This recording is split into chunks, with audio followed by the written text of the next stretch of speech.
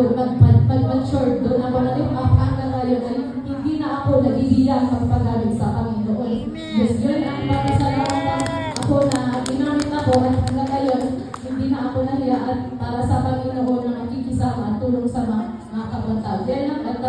Yan ang pasalamatan ko at tulong kayo ng kasama.